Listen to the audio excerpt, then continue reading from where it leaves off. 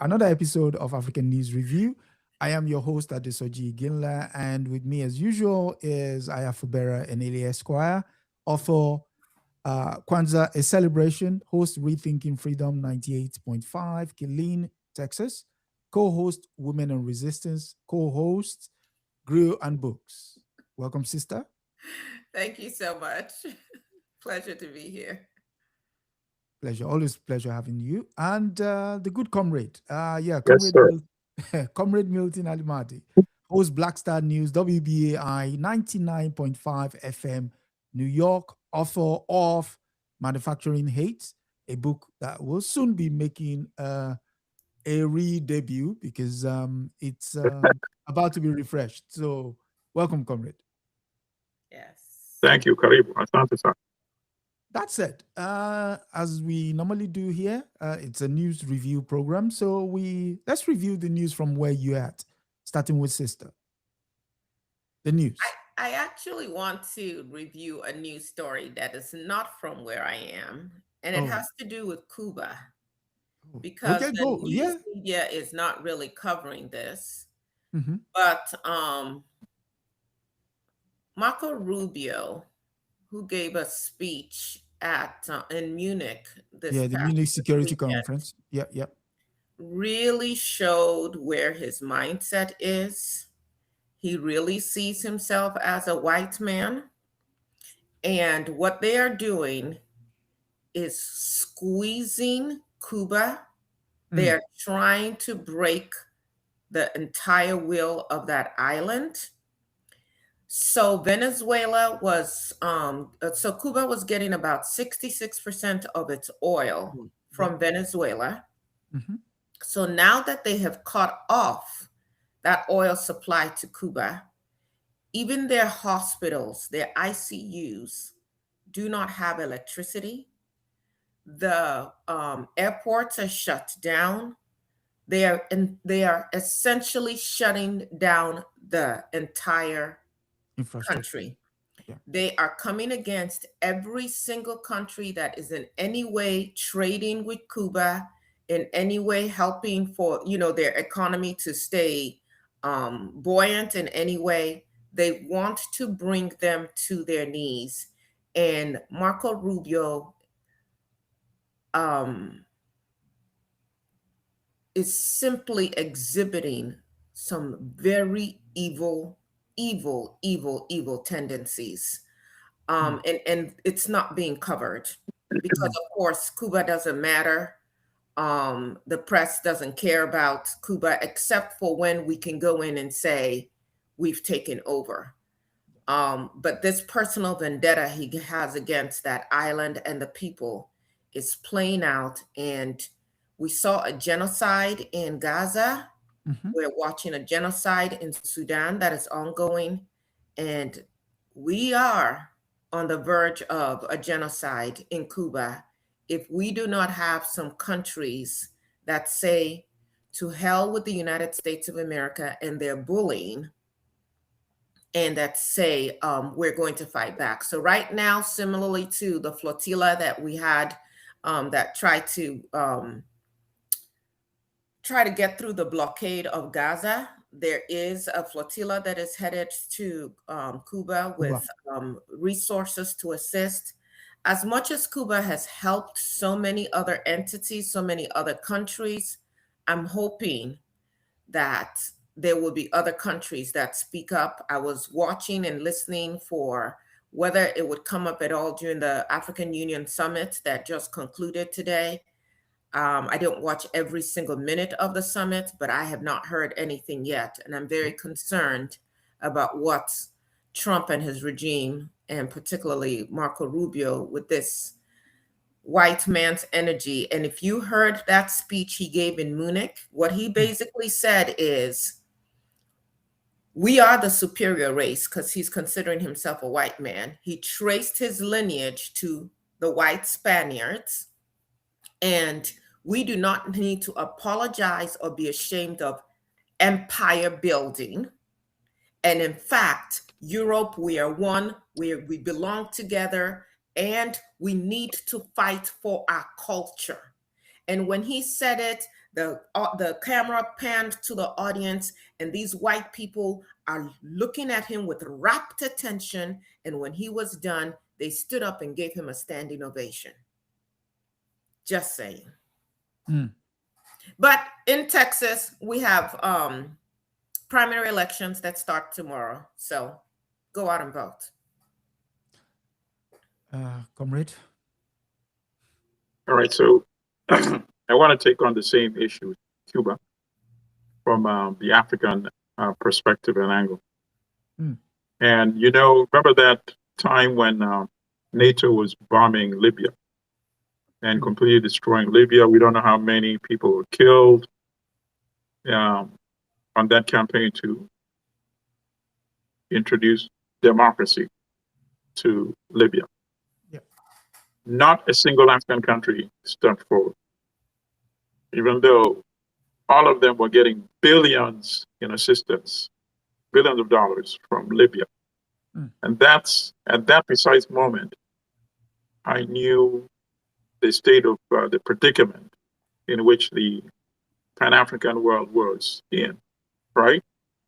So the Cuban case that the sister just outlined is a similar moment and a much more disastrous moment, because what they're saying is that there cannot be an alternative model of socio-political and economic development.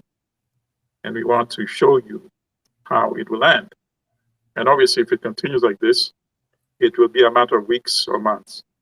The government will collapse, because if you can't serve people, people start coming out on the streets. Even the people you send out to suppress would not have the motivation, because when they go home, they're the ones who have no lights as well. They're the ones who have no food as well. They're the ones who can't get medicine in the hospital, so they will not obey orders. And once they start disobeying orders, the leadership collapses, the leadership goes into hiding, or the leadership would flee. Now, here's the worst part. Without the intervention and the sacrifice and the deaths of tens of thousands of Cuban soldiers, they're saying as many as 30 to 50,000 may have died in Angola, fighting to secure independence for Angola, fighting to kick out South Africa. And of course, their victory is what led to the independence, the release of Mandela and the independence of South Africa. So now it's a shame that Angola, with all its resources, Namibia, with all its resources, South Africa, with all its resources, and then Big Brother, Nigeria, is the giant of Africa, cannot come together and say, we are not going to allow Cuba to collapse. This is the initiative we are taking. We, as the presidents of these countries, we're going to visit Havana, and we're going to discuss with Havana how we're going to help you go through this hard time. They cannot do that because that would involve directly defying the United States. And none of them can do that right now. They have major business ventures with the United States, the Lubito corridor with Angola. So Angola is not going to stand up for the country that actually liberated them. Otherwise, Angola would have been ruled by Jonas Savimbi and South Africa. You see, that to me, so I'm glad the sister honed in on that story. It's one of the saddest things unfolding right now in front of our eyes. Now, Russia has said they're going to send oil, but send it immediately. And then of course, we know Russia is kind of stretched. They've got this Ukraine war going and other things happening, but how can Nigeria speak up? Nigeria just allowed the United States of America to land its planes in Borno and bring in ammunition, and I don't know what else they're bringing in and what they're trying to set up. 200 advisors. That's why I was comparing it to what happened with Libya. You know, I mean, still on the Cuban case. President Sheinbaum of Mexico has sent 2 ships of oil to Cuba. The Chinese They're sending aid. Yeah, 3 weeks ago, they sent in 30 tons of aid, and they said there was more on the way. And so we'll hope to see. Yeah, Mexico is supporting Cuba at the moment. So we'll see how far that stretch. Speaking of the United Kingdom, Palestine Action, a body that was protesting the genocide in what's it called? In Gaza. Gaza. Yeah, the Royal Court of Justice ruled that the classification of them as a terrorist organization was an overreach by the government and was immediately squashed. And so everyone that was subsequently arrested, over 5,000 people, 50 of which are actually in custody. Some of them were on hunger strike, would now have to be released immediately. And the government has not said whether it will appeal. But the way the judge ruled, they said it was unconstitutional. It was unconstitutional, so there is no grounds for appeal. So, in fact, so there are compensation then. Well, we'll now have to see where the bodies will now decide. I mean, if you're illegally detained by the government, you're owed compensation. Yes, you're owed compensation. Because I recall the story of a Palestinian doctor who was arrested at her home, actually. Palestinian British doctor, who was arrested in her home just because she had, I think it was something on her social media or something. It was very innocuous, actually. So that's her livelihood, her practice, whatever else. And so, I hope they go for their compensation. What was so striking about this particular level of arrest was the first wave, the first 1,500 were 84-year-olds. Yes. That was just, he was just mind-boggling. It was 84-year-olds, blind, clergy, and they were of that age. And they just came in like, okay, arrest us. And that was it. And then it became an embarrassment. So when the challenge came, we all sort of knew it couldn't even stand the test of time. And the judge on Friday just decided this is unconstitutional and not worthy of the court's time. So, yeah, that's it. Yeah, that's what I predict. So I guess that judge wasn't like Clarence Thomas. His name isn't in the Epstein files. He wasn't being white-mailed to kowtow to. No, but to build on that, I think there's going to be some rollback. I think, and I said this many weeks ago, that they allowed Netanyahu to really overdo it. And the backlash is going to keep unfolding and unfolding and unfolding. Yeah. I mean, I was telling somebody in some other space that the thing about that last 2 years is it's just unraveled the entire framework of quote unquote Western civilization. You've destroyed the rule of law, the freedom of speech, freedom of assembly, the right to everything has just been declared null and void. And so basically it's free for all. So what you now have is the Western governments are now trying to roll back, and watching Rubio at the Munich Security Conference was just an eye-opener and a way of understanding that, yes, some people in the room and majority of those in the room that clapped were of the Eastern Bloc, the so-called New Europe, your Poland, your Hungary. Those were majority of them. The Germans, the French, and the Brits know that this kind of lifestyle is not sustainable. Right. And so that's it. Plus, this is nothing new. This is the same thing they said after the collapse of the Berlin Wall. The end of the triumph of Western, capitalism. And how long did that last? There was a backlash. And now, that's the cyclical nature of these things, Yeah. So that said, we go to the first news story of today, which is... we haven't even gotten to the news stories. Yeah. I mean, we're quite a way through. So Yeah, I mean, it goes to show that when you exist in this space where it's a 24 hours news cycle, you are bound to be Yeah. pulled in all directions. So that said, we go to our Yeah. first news story of the day, which is ties into what transpired in the United States this uh, last week. It's that, and the news story comes from the BBC. It's Epstein survivor calls on palace to search Andrew's files. That is former Prince Andrew, now Andrew Maboutin. And she is a survivor of Jeffrey Epstein's abuse, has called on Buckingham Palace to proactively search files and emails relating to Andrew Maboutin Windsor relationship with the pedophile financier.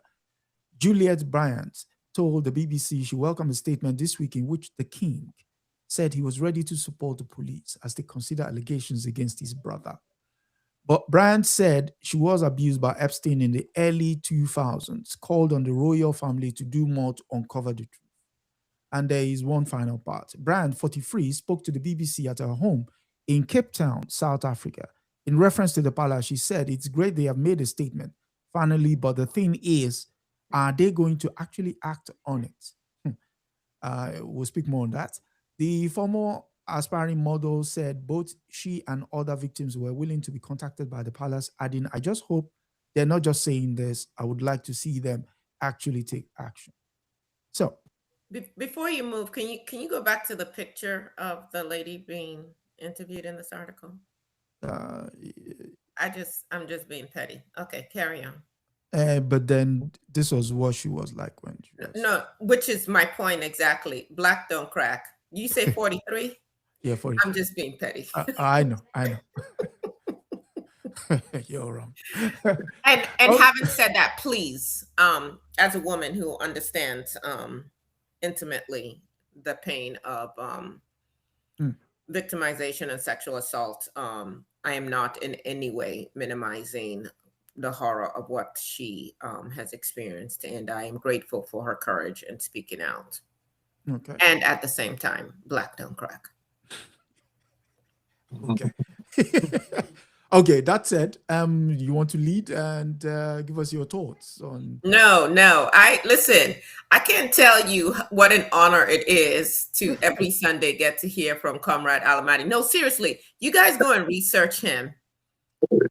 This is Yeah, a yeah. legend. So- No, he's truly a legend. So I will always prefer for him to talk. And then if I have one or two crumbs to add, maybe. But no, Sister, it's too much.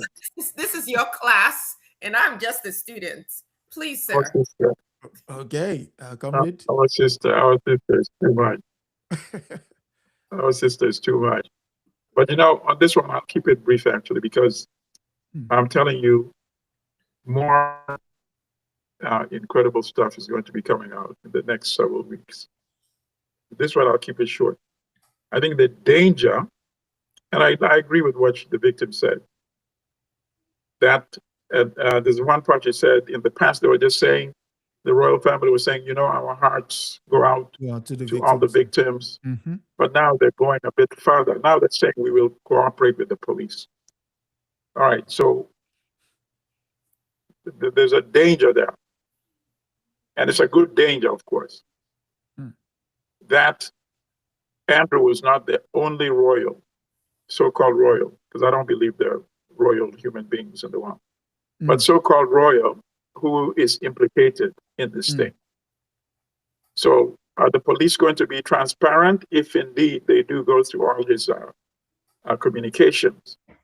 And will they disclose if we find out that many other so-called royals were involved in this? And obviously, if they were, then it needs to be exposed. And we hope to see that. So that's what I found most interesting in this particular article, that they're saying that they're willing to cooperate fully with any police investigation. And I hope the police have full control of that investigation. They're not they just say, okay, police, you go ahead. However, this is off limits, Over to you, sister. Sister? That's a great point. I'm thinking of when during the Kavanaugh nomination in his hearing, and they said, "Oh, the FBI is going to vet the survivors and the statements and all of that. They're going to do an investigation." And then we thought, "Oh, great!" And then there really wasn't anything that was done. So it will remain to be seen what actually happens. And what this exposes. What's clear to me as we continue to, Comrade, as you said, there will be more that comes out with these Epstein files. I'm really interested in the files from a couple of perspectives. One, where Africa shows up and the ways that African leaders and African women were used to access resources in Africa.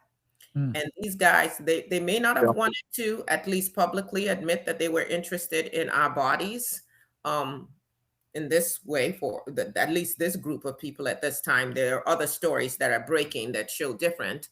But the way they were extracting resources from our countries as consultants, as we are helping you guys to get loans and things of that nature. And it was just bare naked robbery, but assisted by African elites, which is always part of our history, right? So we talk about any of the whether it's the Ma'afa that included Arabs, or it's the Ma'afa that included the Europeans that we now call the African slave trade, the transatlantic slave trade. There are always these African elites who are co-conspirators, if you will. And so just looking at that part and saying, how do we expose the elites, the snakes amongst us who continue to exploit our continent and our people? Of course, the other story that is starting to come out, and we have to be the ones who go do this research, are the pictures surfacing of Epstein and Richard Branson and all of them on that Kenya coastal corridor, which is also known as a child sexual trafficking corridor, which is one of the reasons why Kenya abolished international child adoption in 2014. And where did these kids go? Do we know where all the children who've been adopted from Africa went? And to the extent that apparently there's cannibalism that has been going on, do we know? So I'm interested in the African angle here. Our bodies, our resources, what role, what is this whole ring, this global ring that is very much connected? And we can see that the dominoes are starting to fall. And who are the accomplices, the African accomplices, and let's expose them. That's one. The other angle for me is also just how demonic patriarchy is. This notion of women having no agency except to be tools for the pleasure and procreation of men, that has now been baked into so many of our societies through religion and politics and so on. Like, I don't see us really reclaiming our humanity in this world without overthrowing patriarchy.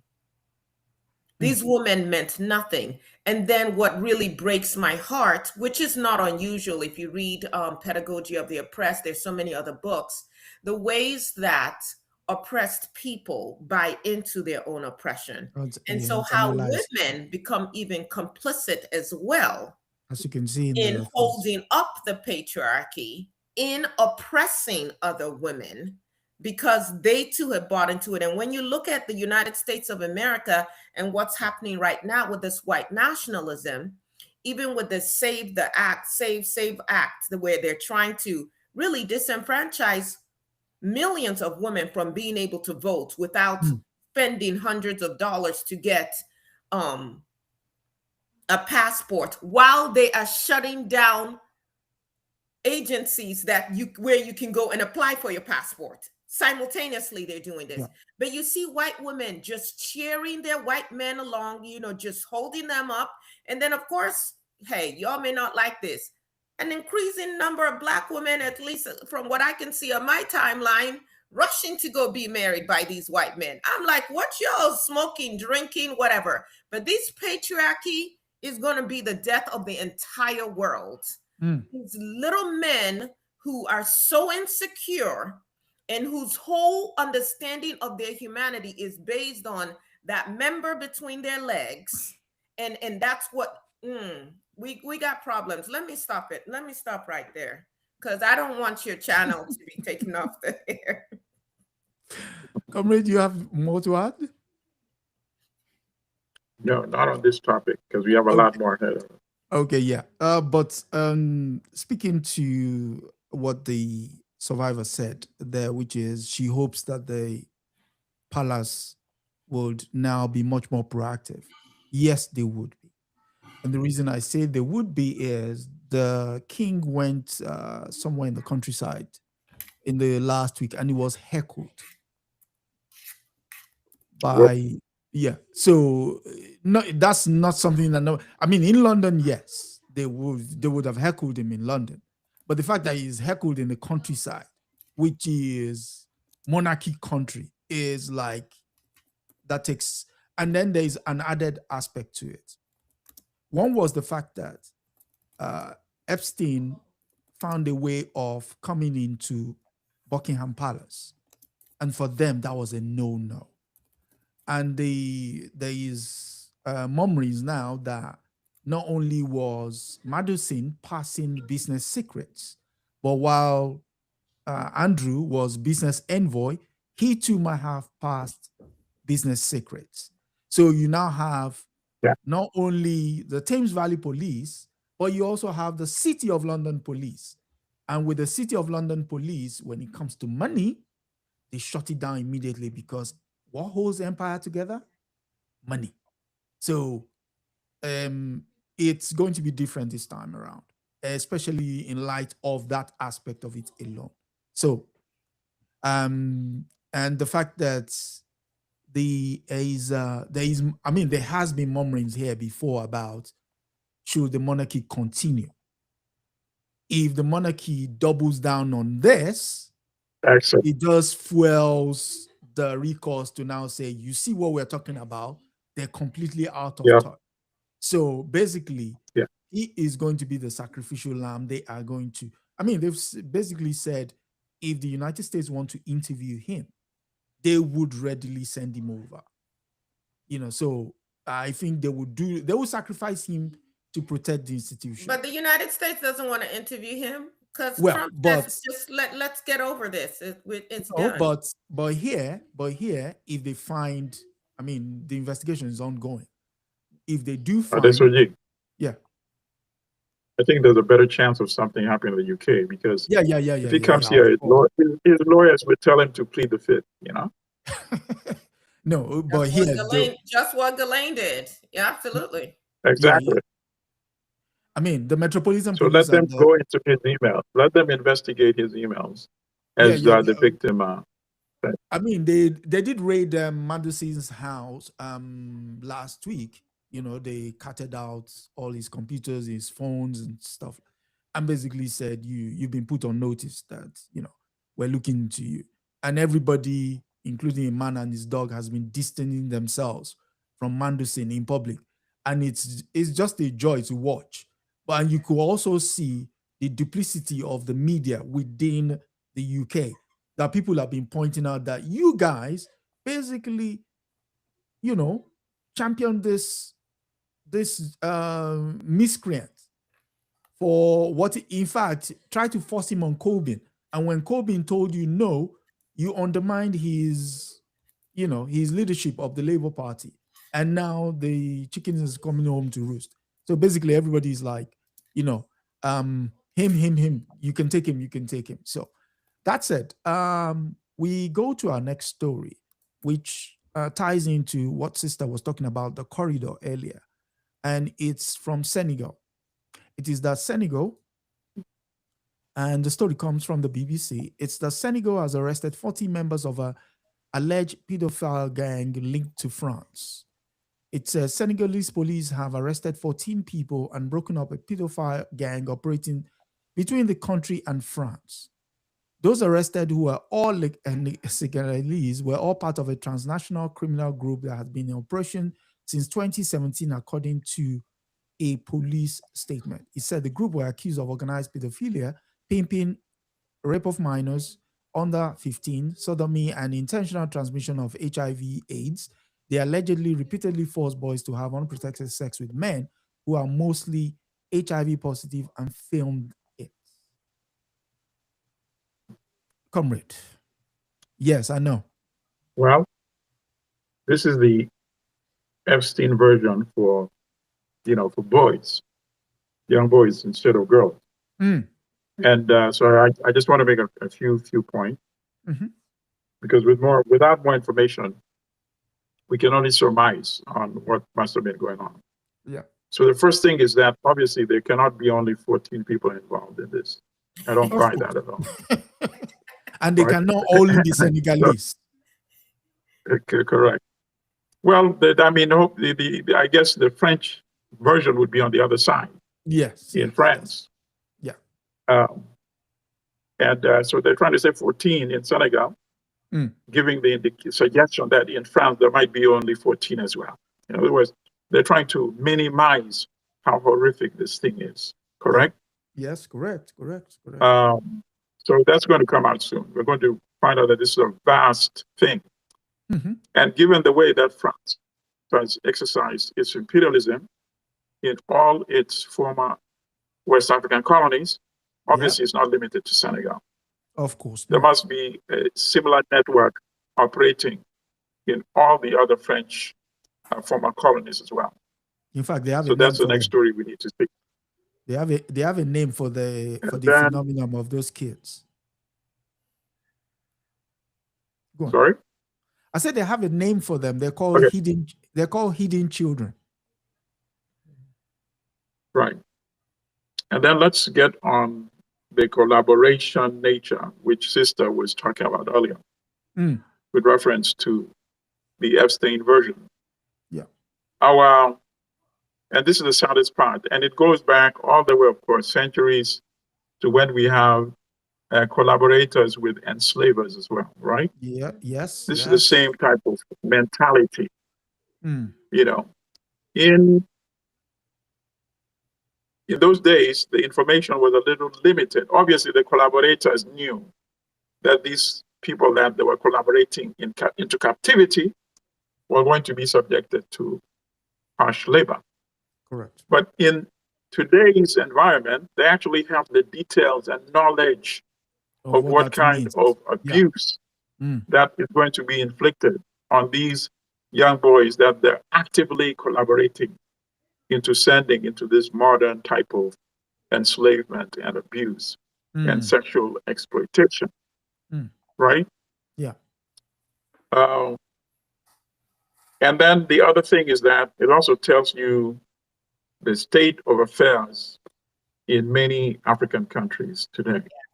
Yes. Because not only are we selling away or giving away our resources for nothing, right? We are selling away. In fact, they have networks that are stealing organs. Yes. Yeah. Right? Some of the organs. Yeah. Yes. From blind Africans and preserving it and selling it to the outside world. Yes. So something like this falls into that same type of category, right?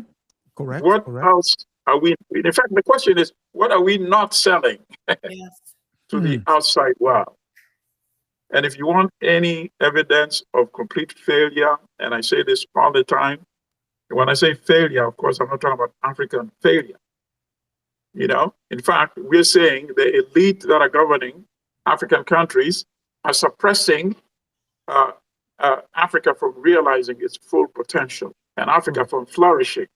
Correct.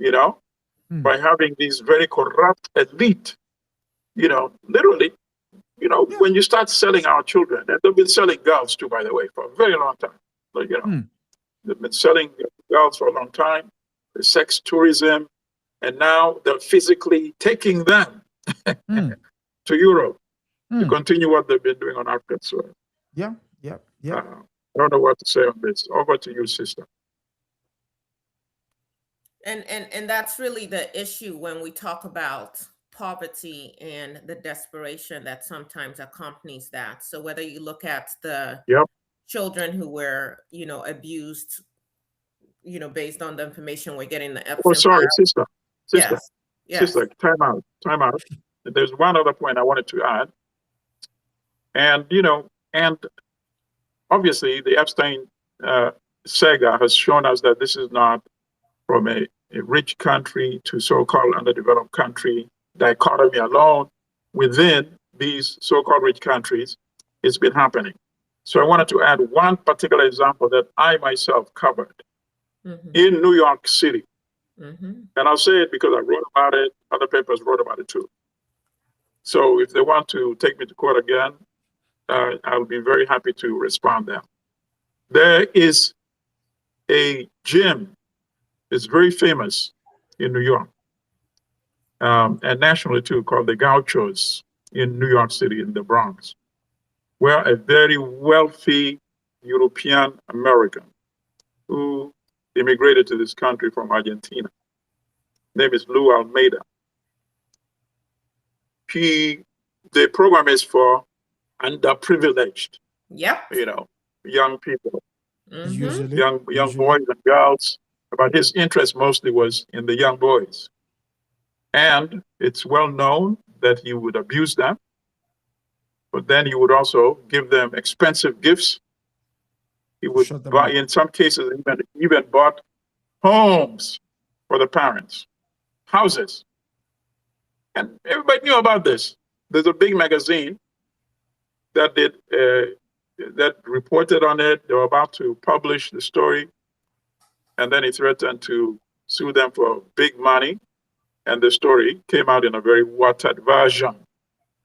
But I was also doing some independent reporting for a weekly paper called The City Sun. I told you he was a legend. I told you all. But I'm happy that some people who are familiar with that big magazine told me that you're in the right direction, which, gave me that final emboldenment. So we did the story in the City Sun. And this lawyer for the very rich man called the City Sun, his publisher, and said, we're going to file a lawsuit against you. Yeah. And the publisher said, I'll be waiting for you downstairs to receive the complaint in my hand. Let's go to Discovery. Here's the irony, but let's have Discovery and then we'll really figure it out. Right, yes. Exactly. Here's the irony. The other papers, including the Daily News, then wrote an article referring to my article saying, according to the City Sun, blah, blah, blah, blah. That's how they shielded themselves. Wow. And everybody knows about this in New York. The gym still exists. I think he's in his 90s now, so I don't think, now maybe he sits on a wheelchair and just, looks, like that. And it shows you how even in a so-called developed country, something like this can be tolerated. That it took a Black-owned newspaper to be the only publication to write about this, and then big papers like the Daily News to refer to us so that we shield them from any possible liability. Yeah, so I just wanted to add that. Sorry, sister. For interrupting. Oh no, that was very much. And needed. Obviously, I think it was presumed, but let me say it explicitly.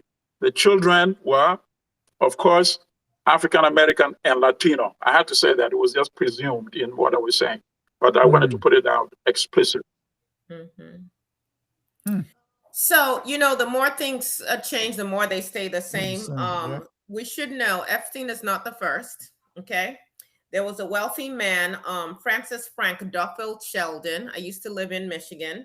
He was a Detroit area millionaire who was linked to a child sexual abuse and pornography operation. This was in the 70s. He owned an island. It was the North Forks Island. He helped establish a program called Brother Paul's Children's Mission.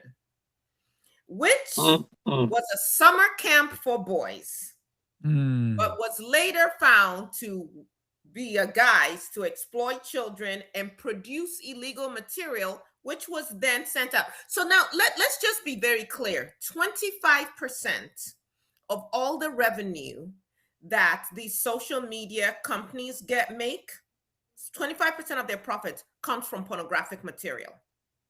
So if they really wanted to shut down some of these rings, they could start there. There is a method for this information being spread out and all of that. But the people are making money off of this. Let's just be very clear about this. So the authorities began investigating this man in 1976 after quote unquote suspicious activities were uncovered. But he fled the country.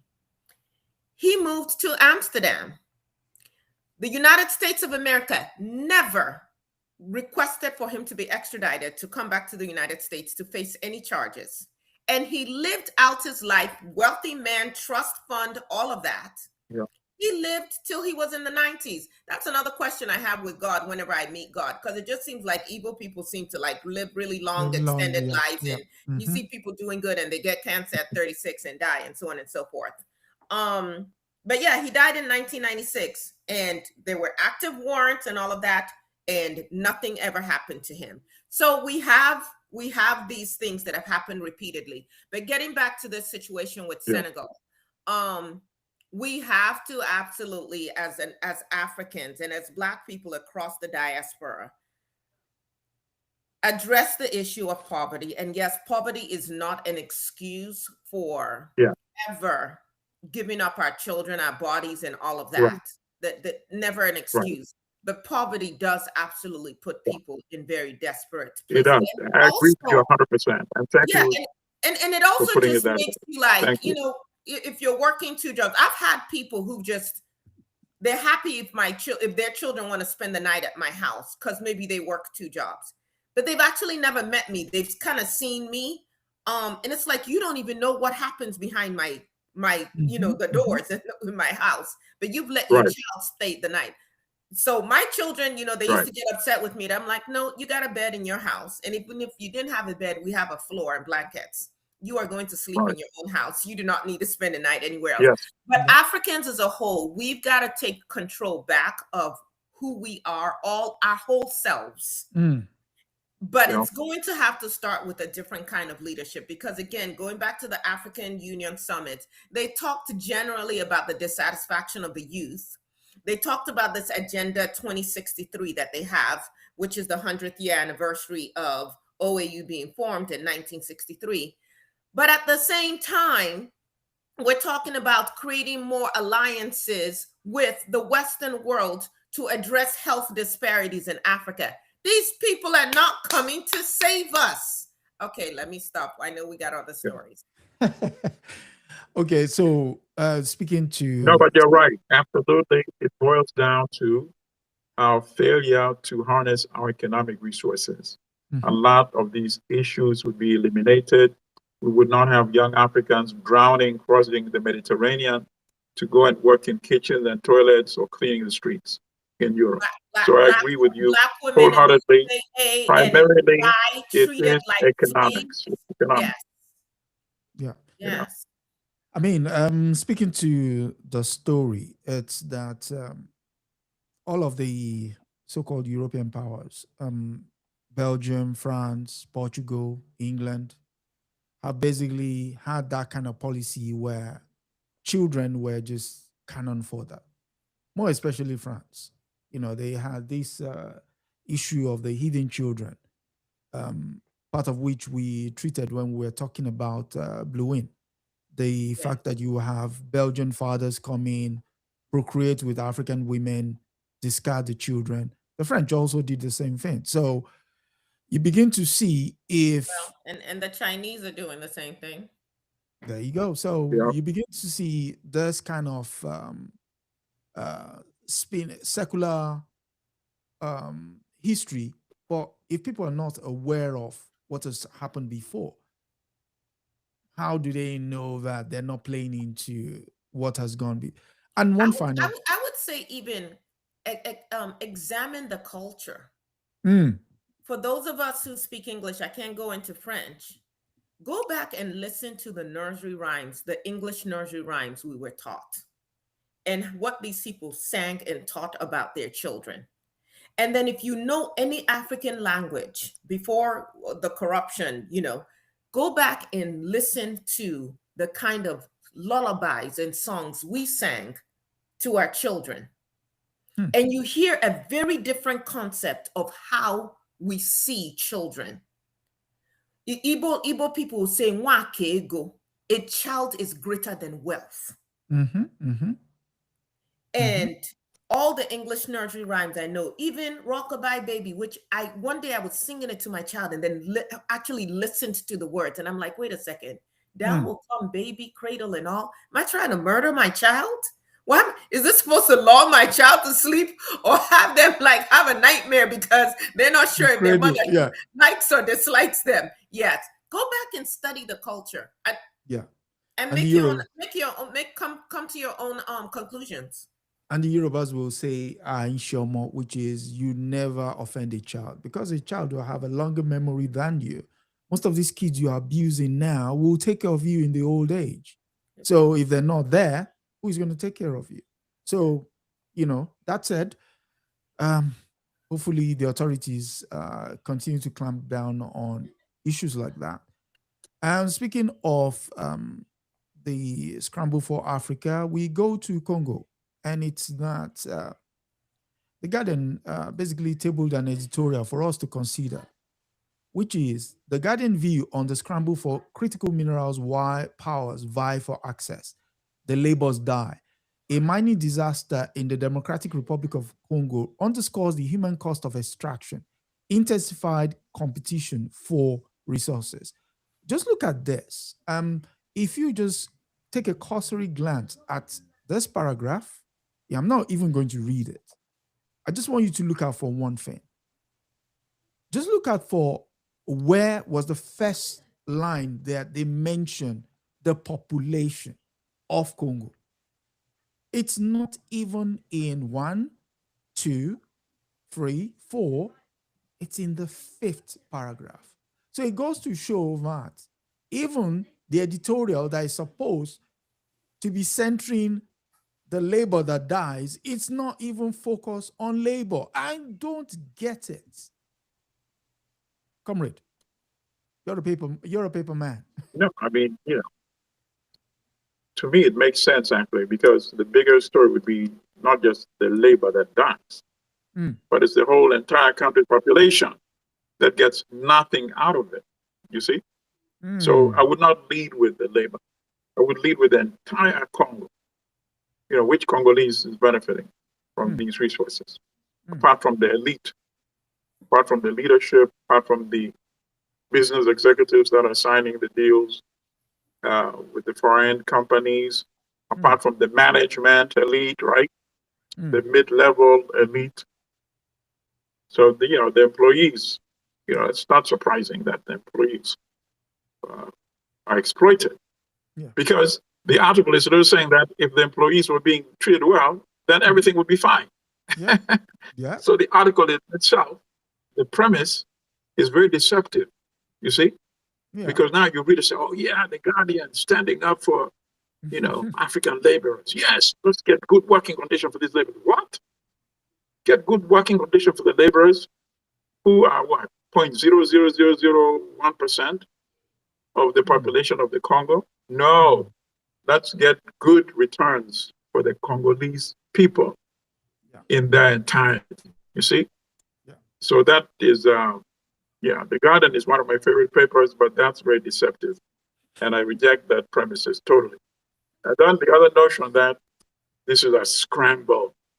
A scramble makes it appear as if it had stopped at some point and now there's a scramble again. Yes. How can you have a scramble over something that's been going on for 500 years? You see? Another deception there. That at some point, the Congolese were actually enjoying the resources of their country, except for this current scramble being led by the Chinese, being led by the United States, being led by the EU as well. No, there's no scramble. This is a continuation of what's been going on for 500 years.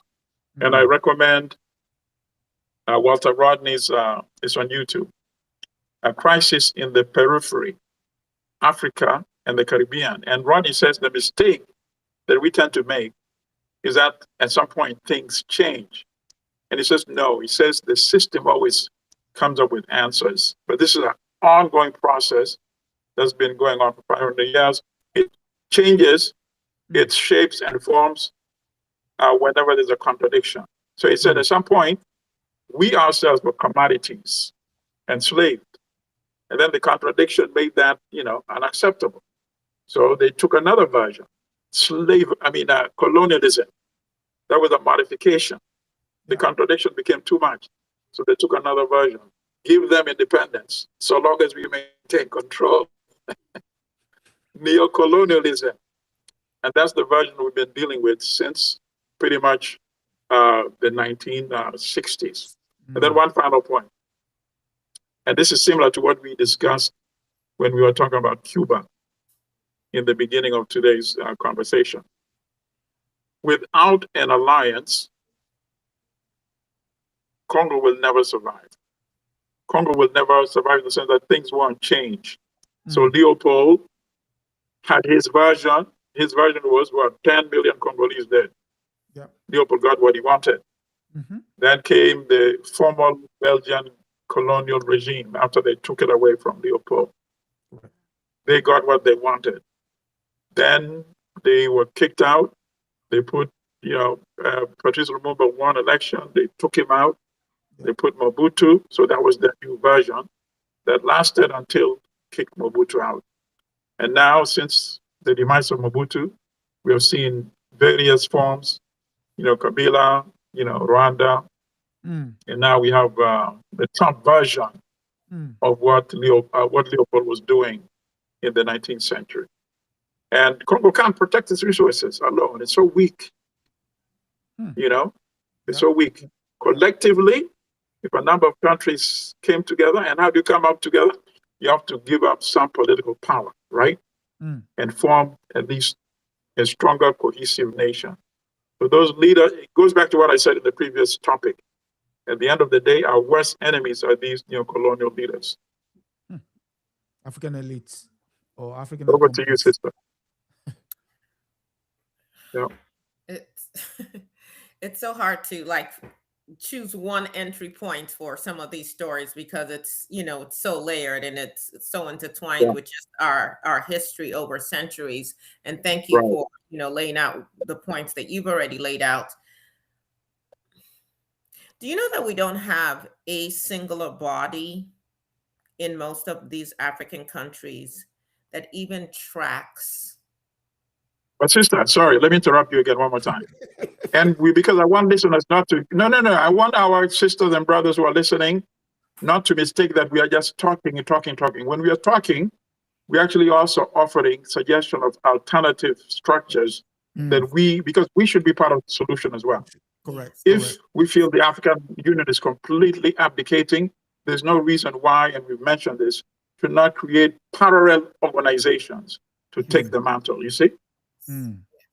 Thank you. Which is dovetails exactly with the point that I was about to make, is that we don't even have entities in most of our countries in Africa that are tracking, that are regulating these mines, that are requiring healthcare, any kind of benefits for these miners, that are tracking the number of deaths. So the Guardian is saying 200, but there are other sources that are saying over 400. There's no talk about the number of people who survived, what care they're getting with everything that they have inhaled, yeah. what that is going to mean for their livelihood. Whereas in other parts of the world, you may talk about how do we, with all that is being extracted from Africa, what do we do with these abandoned mines? What happens to the environmental waste that is created? How does that impact the communities surrounding these areas where all of this wealth has been extracted and they don't get anything in return?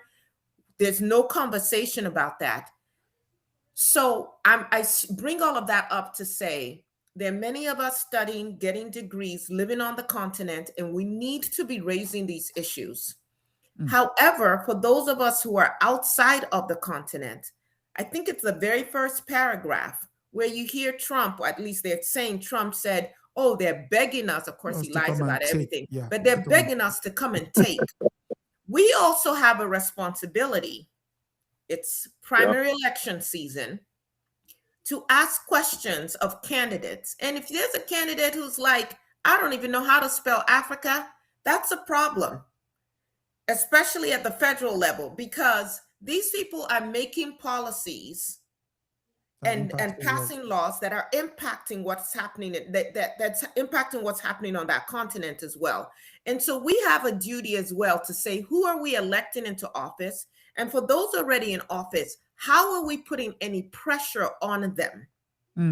Now, of course, now in the United States, that's going to be an uphill task because they're, collapsing all the environmental regulations, even here in the United States. Talk less of what do we care about? Right, exactly. Else. But even as we talk about young people and what they want to study, I just had that conversation with one of my children. I'm saying, choose a line of study that aligns with your passion, but also allows you to help solve an issue that our community has.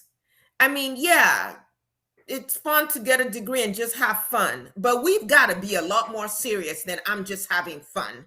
I think we can do both. I think we can have fun and do work that brings about our liberation. That's the kind of conversation I'm having with my children. They don't always want to hear it, but I don't care. That's the conversation I'm having. Like, how are we being part of the solution here? And so when I see this story, Trump is a grifter. He doesn't care about anybody.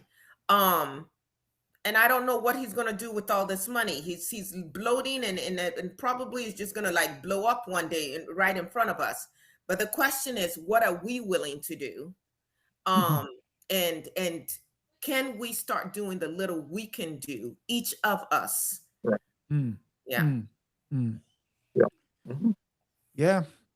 That's the lot of Congo. Congo has been burying that bronze now since 1884, since just like, in fact, they went through the 5-year African World War, where that cost another 20 million lives. And it's incessant. It's just, at some point, there might not even be anybody there. That's at the rate Congo is going, because people just come in, exploit the place, decimate it. It's sad. It's sad. Okay, for our final story, it's back to London. And it's a billionaire. It said he feels, so this story comes from The Spectator. And it's a right-wing media mouthpiece here. So it leads with, why was Jim Ratcliffe punished for speaking the truth? He is Jim Ratcliffe. He's the part owner of Manchester United Football Club. And he did say Britain appears to be broken because it has now been colonized by immigrants. And he cannot recognize his country. So, comrade, can you explain what colonization means, please? No, these are not colonizers. They don't have the powers of a colonizer like Britain had over its many vast colonies all over the world. Yep. Including at one time what is now the United States of America. These are mostly low income, struggling, working class. I call them settlers, actually. there are much more settlers than all the Europeans who call themselves settlers in Africa. The Europeans in Africa actually displaced Africans from their land and took over the land, and yet refer to themselves as settlers when they were aggressors. You know, these are settlers. They come, some places don't even want rent to them. They have to keep looking till they find some location. No blacks. In fact, some of them were resettled by the British government, right? Yep. So to think that all of them are going to be decent people, so then some of them commit crimes, including sexual abuse. So that then becomes emblematic and representative of all of them. That's complete nonsense. This is like something being written in the 1950s. If he's very concerned about people that are committing sexual abuse and crimes, I don't even know the statistics, but I'm almost sure that many, many more British women and girls are victims of sexual crimes by European British citizens. So that's what he should be yelling about. Or if you want something much more easier, he should be yelling about the Epstein files, you know? Should be yelling about Andrew repeatedly. And, you know, ask Andrew to tell us who else is involved in the royal family. You know, that to me would be much more interesting. To scapegoat, you know, the entire population of people who are coming from, by the way, they're coming to Britain because of what Britain and its allies are doing in their countries. You see, that's what's always missing, including in this guy's essay. You know, ask why is it that people that are generally coming from countries that have much more resources than Britain, people that have much more fertile land than Britain, the air is much more cleaner, you know, the standard of living naturally could be much more healthier, except for the fact that Britain and its allies are going to these countries and taking over their land. Even rural farmers are being kicked off. They can't even grow their food now. They go to the cities. They're chased by the police because, you know, they sleep on the streets. And that's how they end up coming to settle in Britain, you know. So I'd be happy to debate the author of this article. And these are the points I would tell him. Sister? Who's going to tell them? Oh, well. You start. Listen, you know, there have been plenty of books written about Black fear of a Black nation, all of that. By their own statistics, Nigerian women alone annually have more babies, more live births, and we have an incredibly high infant mortality rate. But still have more live births than the entire Europe combined.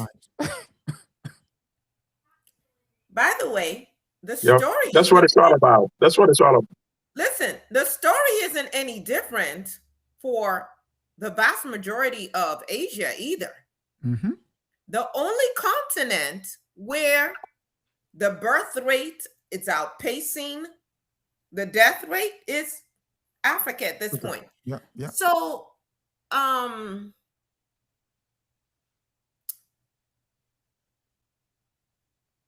don't know. Actually, you know what? You have nothing more to add. You have nothing more to add. Really. I don't know who's going to tell them.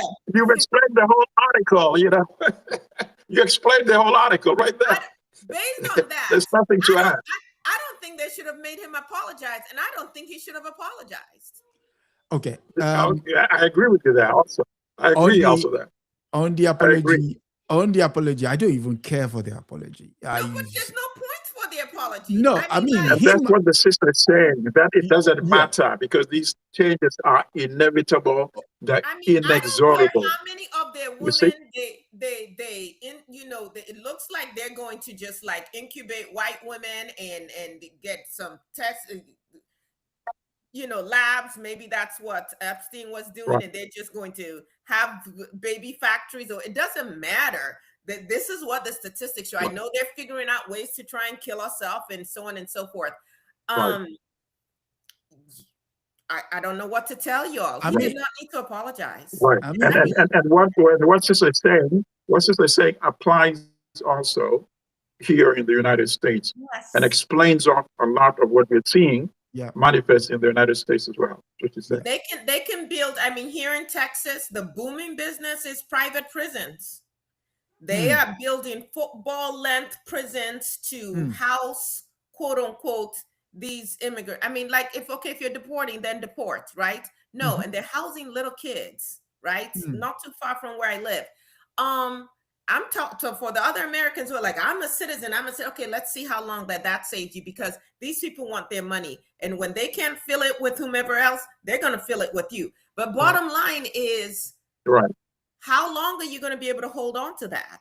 Just like you couldn't keep up with slavery, that's not tenable either. So either embrace humanity Right. and act like you have some sense, because wait a second, isn't this the same Britain where the NHS was spending money to go and recruit nurses from African countries to come and take care of the elderly in Britain? Am I misreading? yeah, Maybe that's I'm the case. misremembering. Yeah, that's the case. Yeah, Yeah. that's the case. Okay, so you're going to need No, us. sister is providing the long view. She's providing the long view, and at the end of the day, the long view will prevail. That's how history is evolving. You know.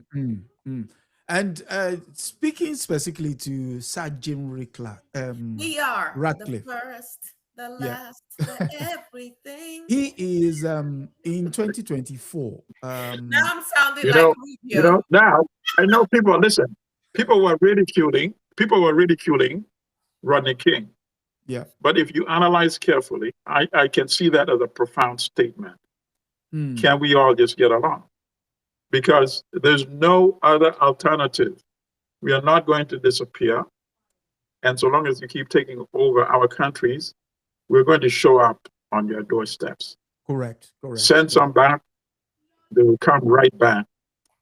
So at the end of the day, forget Rubio. There's actually one world. Otherwise, you would not be running all over the world, extracting resources. Why don't you use your own resources then? Correct. I mean, just You can't say, I want your resources in Congo, but you are not part of the world. What? Preposterous. Or you want oil from Venezuela, but you're not. Or I want to sell But to you're not part of but but you're not part of the world. Yeah. I mean, to put a It is so preposterous, man. To put a final point to it, there is a sign outside King's Cross Station, which is one of the major train stations in London. And it says, it's an answer to all the racists. It says, because you were over there, that is why we're over here. So you live with it. Hey, what else can we say? You know, I just want to send one final. In fact, that you change it. It's not were, it's are, because you are over there. Yeah. That's why we are coming. That's why we are here. You know, so just to give a final point to Mr. Ratcliffe. Mr. Ratcliffe came, the immigrants they've colonized UK. He is part of a billionaire class in Monaco. The indigenous people of Monaco are just 9,000, and the population at the moment is 40,000. I'll leave you to do the maths of who else is colonizing based on number. And if he really wants to understand what colonialism is about, he should ask Dedan Kimathi, he should ask Nehanda, and he should then ask Ya Asatiwa. I mean, that's enough.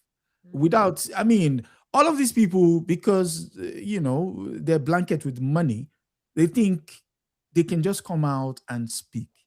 And like you said, comrade, once you don't understand what kind of timeline you exist in, you think people are still going to defer to you.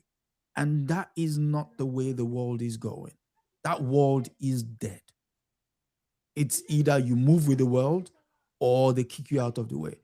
And the final point will go to Marco Rubio. You're not one of them.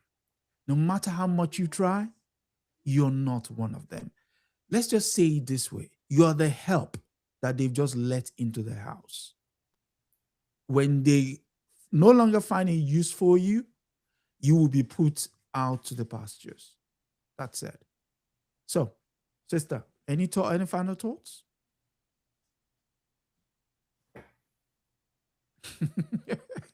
We were here at the beginning. We will be here at the end. I don't care what y'all do. Absolutely.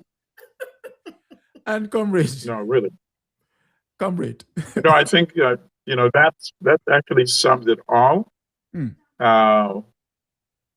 We have to. Can we all just get along? To quote from the great Rodney King.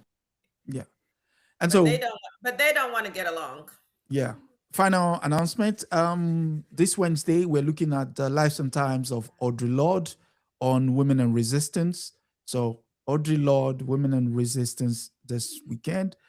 And until this Wednesday, 7 p.m. Eastern Standard Time. And so from me and from everyone, it's good night and God bless. Good night. See you next week.